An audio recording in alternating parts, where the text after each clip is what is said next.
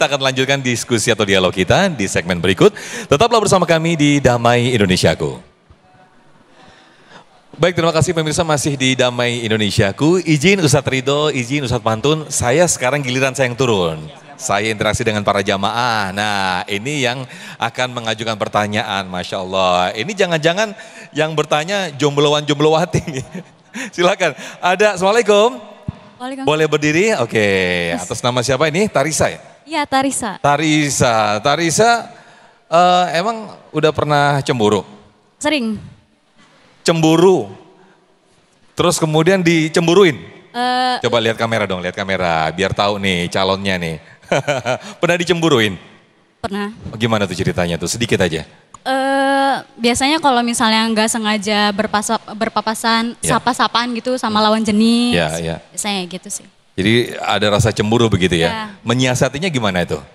Biasanya deep talk sih. Kayak Cie. ngomong pelan-pelan gitu. Deep talk, pada ngerti? Deep talk ya, Masya Allah. Ini Gen Z banget nih bahasanya. Oke banget makanya. Oke, silakan Tarisa, nanti insya Allah akan dijawab oleh Ustadz Ridho. Pertanyaan silakan.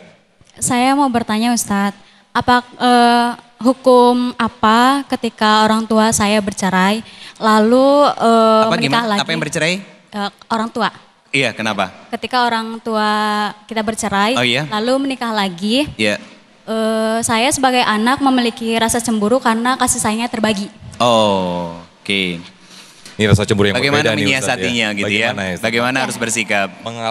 Mengelola perasaan hati gitu ya. Iya. Silakan Ustadz Ridho, boleh sambil Iya, turun di baik. sini Ustadz Ridho.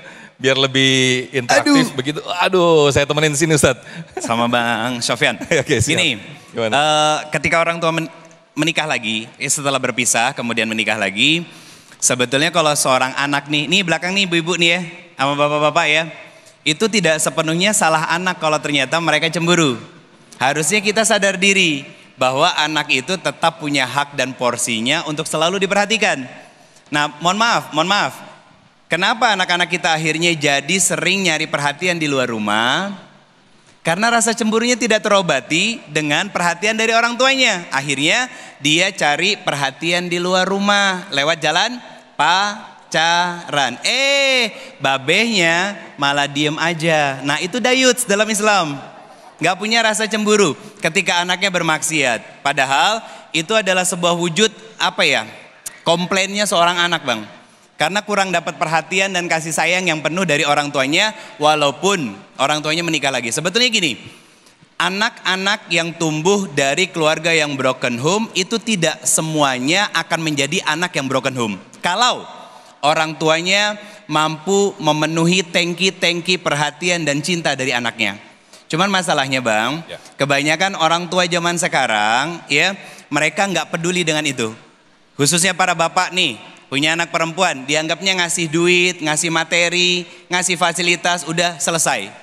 Padahal anak itu butuh contoh dan teladan di dalam rumah. Sama, ibu-ibunya juga sama begitu. Dia akhirnya sebagai seorang ibu karena sudah lelah dengan semua aktivitas rumahnya, lakinya juga kagak mau jadi pendengar yang baik buat istrinya. Akhirnya ketika seorang ibu tantrum, sama siapa korbannya? Anak yang jadi korban. Dia sebagai seorang anak belum penuh tangki perhatian dan kasih sayangnya, dibejek terus sama emaknya. Akhirnya apa? Nggak betah dia di rumah. Akhirnya pelariannya apa? Cari orang yang bisa memperhatikan dia. Yang nanyanya perempuan pasti laki-laki. Pasti laki-laki Bang. Dan itu akhirnya apa? Terjadi kehidupan yang bebas, yang di luar syariatnya Allah Subhanahu wa Ta'ala. Simpelnya begini, kenapa anak-anak kita sekarang yang sudah remaja-remaja dan mulai dewasa yang belum nikah ini senang pacaran? Jawabannya sederhana, karena kita sebagai orang tuanya dulu sebelum nikah pacaran juga. Ada kaidahnya Bang, zina itu hutang.